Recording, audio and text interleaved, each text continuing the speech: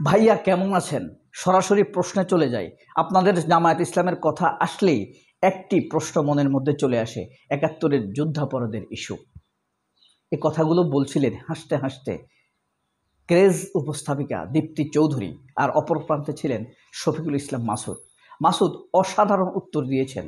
তার উত্তরগুলো শুনে দীপ্তি যেমন নিউট্রাল হয়েছে, কুল নার্ভিং পজিশনে চলে গিয়েছে এবং হাসতে হাসতে দাঁতও কেলিয়ে দিয়েছে।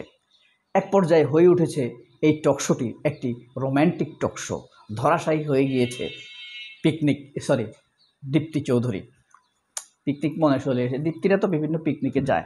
যাই হোক, এটা একটা রোম্যান্টিক টকশোতে পরিণত হয়েছে। চমৎকার রোমাঞ্চিত রোম্যান্টিক, অনেকে রোম্যান্টিক বললেই মনে করে খারাপ কিছু, তার মনে হয় অভিসারে গেল, ফাঁদে পড়ে গেল, হ্যাঁ, তার সাথে জড়াই ধরলো, এটাকেই অনেক সময় মনে করে রোম্যান্টিক। না, রোম্যান্টিকতা মানে ছলছল ঝলঝলে ঝরঝরে একটা ব্যাপার, রোমাঞ্চিত একটা ব্যাপার, নতুনত্বের একটা ব্যাপার।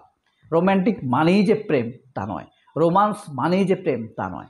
পলিটিক্যাল রোমান্স হতে পারে, পলিটিক্যাল রোমান্টিকতা হতে পারে, পারে না। তারপরে আপনার ওয়ার রোম্যান্টিকতা হতে পারে, রোমাঞ্চিত হয়ে অনেকে যুদ্ধে যায় না, রোমাঞ্চিত হয়ে, ডর ভয় কিচ্ছু নাই, জড়তা সরতা নাই। হ্যাঁ, তো রোম্যান্স সবসময় যে ফিজিওলজিক্যাল ম্যাটার তা কিন্তু না, রোমান্সটা পলিটিক্যাল হতে পারে। যাই হোক, মূল কথা হলো দীপ্তি চৌধুরীর সাথে শফিকুল ইসলাম মাসুদের যে টকশোটি হয়েছে গত ঠিক 1 মাস আগে, জুনের 20 তারিখ, সেটি আমি কয়েকবার দেখেছি। তারপরে আমার কাছে মনে হয়েছে এটি একটি রোম্যান্টিক টকশো। তবে শেষ পর্যন্ত দীপ্তি চৌধুরী শফিকুল ইসলাম মাসুদের কাছে কিছুটা ধরা খেয়েছেন বলা যায়। এই কারণে বলছি যে চ্যানেল আই, প্রথম আলো, এগুলা কিন্তু আওয়ামী লীগের স্টেশন, ফ্যাসিবাদের স্টেশন। সরাসরি আপনাকে নিশ্চিতভাবে ধরে নিতে হবে এটা ভারতের স্টেশন। হ্যাঁ, এগুলা ভারত ওরিয়েন্টেড প্রশ্ন করে। তো দীপ্তি চৌধুরী প্রথমেই বলছে কি, জামায়াতের কথা আসলেই একটি প্রশ্ন মনে এসে যায়, ৭১-এর ইস্যু। আসলে ৭১-এ কি জামায়াতকে হত্যা করেছে, খুন করেছে, ধর্ষণ করেছে? কোথায়? কই? মতিউর রহমান নিজামীর বিরুদ্ধে তো একটি ঘটনা প্রমাণ হয় নাই। তাদেরকে অহেতুক জুডিশিয়াল কিলিং করছে। এটা আমরা বলছি না, এটা লন্ডন বলছে, আমেরিকা বলছে, হেগ বলছে, হ্যাঁ, আন্তর্জাতিক আদালত বলছে, বন বলছে, সুইজারল্যান্ড বলছে, আন্তর্জাতিক মানবাধিকার কমিশন বলছে। আপনারা দেখেছেন কাদের মোল্লাকে যদি ফাঁসি দেবে তার আগের দিন, হ্যাঁ, ক্রিশ্চিয়ানো তারানকো এসে হাজির হয়েছেন যে আন্তর্জাতিক অনুযায়ী, মানদণ্ড অনুযায়ী বিচার হয়নি। সেই ব্যাপারগুলো শফিকুল ইসলাম মাসুদ বলেছেন। দীপ্তি চৌধুরী আমার মনে হয় আপাতত কনভিন্স হয়েছে। ভাইয়া আপনাকে স্বাগতম, এভাবেই মূলত তাকে বলা হয়েছে। এবং একই সাথে দীপ্তি চৌধুরী হেসে উঠেছে যখন বলেছে বিএনপির সাথে আপনাদের দূরত্ব কেন। তখন শফিকুল ইসলাম মাসুদ বলেছে, একসময় এমন একটা সময় ছিল যে ভাই লোক ধরে রাখতে পারছি না, আপনি একটা লম্বা বক্তৃতা দেন, তাহলে মানুষ মোটামুটি বসে থাকবে। কারণ শফিকুল ইসলাম মাসুদের বক্তৃতা অনেক সুন্দর। এরপর শফিকুল ইসলাম মাসুদ চমৎকারভাবে একটি এক্সাম্পল দিয়েছেন। এটিএম আজহার নির্দোষ প্রমাণিত হয়ে আন্তর্জাতিক অপরাধ ট্রাইব্যুনাল থেকে, আইসি, মানবতা বিরোধী অপরাধ ট্রাইব্যুনাল থেকে মুক্তি পেয়েছেন। তাহলে আগেরগুলো ফ্রড ছিল, ফাঁসি দেওয়া হয়েছে। আমি শহীদ সালাউদ্দিন কাদের চৌধুরীর কথা বলেন, শহীদ কামারুজ্জামানের কথা বলেন, শহীদ নিজামীর কথা বলেন, শহীদ মুজাহিদের কথা বলেন। তাদেরকে শহীদ বলছি আমি এই কারণে, আমার দৃষ্টিকোণ থেকে, ভাই কোরআন হাদিস না, তাদেরকে অন্যায়ভাবে ফাঁসি দেওয়া হয়েছে। আমেরিকা, লন্ডন, এটা ক্রিশ্চিয়ান দেশগুলো বলছে অন্যায়ভাবে একটা ফাঁসির মুখোমুখি হয়েছে, শুধুমাত্র ভারত তাদের শত্রু মনে করার কারণে। শেখ হাসিনা মনে করছে এই শক্তিগুলোর সাথে ভবিষ্যতে আমি শক্তিগুলোকে রাজনৈতিকভাবে মোকাবেলা করতে পারবো না। এই কারণেই ভারত এবং শেখ হাসিনার যৌথ উদ্যোগে এই লোকগুলোকে ফাঁসি দেওয়া হয়েছে। সালাউদ্দিন কাদের চৌধুরী, যে মুক্তিযুদ্ধের সময় দেশেই ছিল না, একদম দিবালোকের মতো সত্য কথা, সেই লোকটাকে ফাঁসি দেওয়া হয়েছে। শুধুমাত্র হাসিনা ভাবছে একে আমি রাজনৈতিকভাবে মোকাবেলা করতে পারবো না, ভারত ভাবছে এ আমাদের বিরোধিতা করে।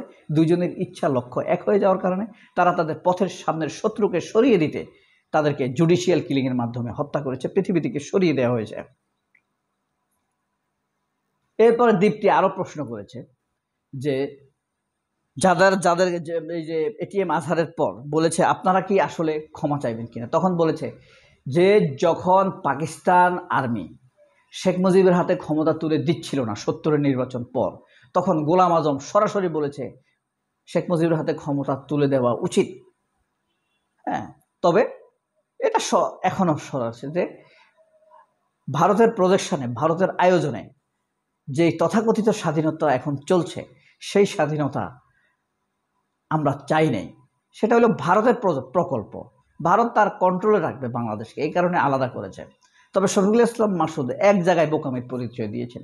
তিনি স্পষ্ট করে বলতে পারতেন, দেশ যদি আসলেই স্বাধীন হতো তাহলে 54 বছর পরে এসে ক্ষমতার পরিবর্তনের জন্য কেন 4000 মানুষকে মরতে হবে, 40,000 মানুষকে আহত হতে হবে, ছাত্র জনতাকে আহত হতে হবে, কেন পাথর দিয়ে এখনো মানুষ থেতলে মারে, কেন হাজার হাজার কোটি ডলার বিদেশে, হাজার হাজার লাখ লাখ কোটি টাকা বিদেশে পাচার হয়, বিলিয়ন বিলিয়ন ডলার পাচার হচ্ছে, কেন গুম খুন করা হচ্ছে, তাহলে এটা কিসের স্বাধীনতা? কেন এখনো মানুষ শিক্ষা দীক্ষার সমান সুযোগ সুবিধা পাচ্ছে না? এই দেশের শিক্ষা কেন বাণিজ্যিক হয়ে আছে?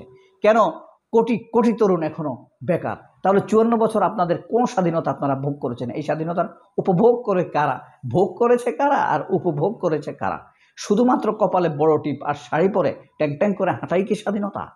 শুধুমাত্র বিলিয়ন বিলিয়ন ডলার দেশের বাইরে পাঠানোটাই কি স্বাধীনতা?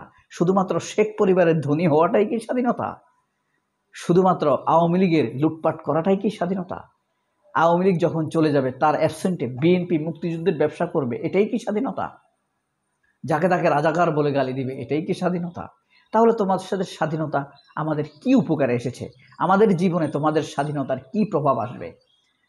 শত শত এই পর্যন্ত কয়েক হাজারের কাছাকাছি মানুষকে বিএসএফ হত্যা করেছে সীমান্তে। প্রথম আলো এটাকে ধামাচাপা দেয়, এটাই কি স্বাধীনতা? প্রথম আলো এই নিউজগুলা খবরের সামনে আনে না, চ্যানেল এই খবরগুলো প্রচার করে না, এটাই কি তোমাদের স্বাধীনতা? এই যদি তোমাদের স্বাধীনতা হয় তাহলে সেই স্বাধীনতা কি মানুষ চাইবে? সেই স্বাধীনতার প্রতি মানুষের কি শ্রদ্ধা থাকবে? সেই স্বাধীনতা দিয়ে ভারত আমাদেরকে শোষণ করছে, হাসিনা আমাদের উপরে অত্যাচার, গুম খুম নির্যাতন করছে, শেখ মুজিব লুটপাট করেছে কম্বল সম্বল, সকল কম্বল, সারা দেশের মানুষের সম্বল লুটপাট করে নিয়ে গিয়েছে। তাহলে মানুষের কী লাভ হয়েছে? দুর্ভিক্ষ হয়েছে, মানুষের কী লাভ হয়েছে? আওয়ামী লীগের লোকরা ধনী হয়েছে, হিন্দুদের 67% সম্পত্তি, জায়গা জমি আওয়ামী লীগের দখলে। এটা কিন্তু সরকারি জরিপ। 67% জমি এই আওয়ামী লীগের লোকদের দখলে, আর আপনার 23% হলো বিএনপির দখলে। তাহলে বাকি 10% কাদের? সামান্য কিছু আছে আপনার জাতীয় পার্টির, ধরেন 7 থেকে 8%। অল্প কিছু আছে জামায়াতের লোকদের দখলে কি কিরকম সেটা। আর দেখেন বিহারীদের সকল সম্পদ আওয়ামী লীগের দখলে। এই যে বঙ্গবীর কাদের সিদ্দিকী কুমুদিনী ট্রাস্ট দখল করছে, হিন্দুদের সম্পত্তি না এটা। কাজী ফিরোজ রশিদ গুলশানে যে 16 কাঠার জমি দখল করছে জাতীয় পার্টির এমপি, সেটা কি আওয়ামী লীগ বা জাতীয় পার্টির না? গুলশানে ব্যারিস্টার মওদুদ আহমেদের বাড়ি ছিল, বর্তমান পররাষ্ট্র প্রতিমন্ত্রী শাহরিয়ার আলমের বাড়ি। হ্যাঁ, এগুলা বললে তাদের গায়ে কম্পন ছুটে আসবে। এগুলা কিন্তু বিহারীদের সম্পদ।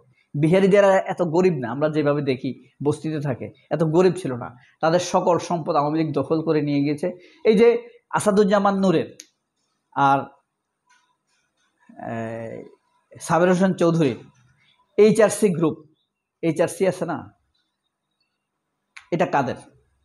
বিহারীদের না। 360 এশিয়াটিক 360 এই কোম্পানি কাদের? বিহারীদের। আসাদুজ্জামান নূর এবং আলী জাকের এটা দখল করেছে এই বিহারীদের কাছ থেকে। এগুলো সবই কিন্তু বিহারীদের সম্পদ। আদমজি জুটমেল কারা করছে? Dhaka university, Jahangirnagar university, Rajshahi university, এগুলা কারা করছে? বুয়েট কারা করছে? পাকিস্তানিরা করছে না? সবাই অনেক ভালো থাকবেন। আল্লাহ হাফেজ। আসসালামু আলাইকুম।